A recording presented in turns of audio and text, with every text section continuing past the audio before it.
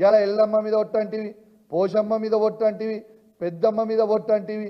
ఇలా రైతులకి ఇలా మోసం చేస్తేవి. ఇలా రైతులతో పాటు యావత్ రైతులతో ఉట్టి కేవలం రైతులనే మీరు మోసం చేయలే.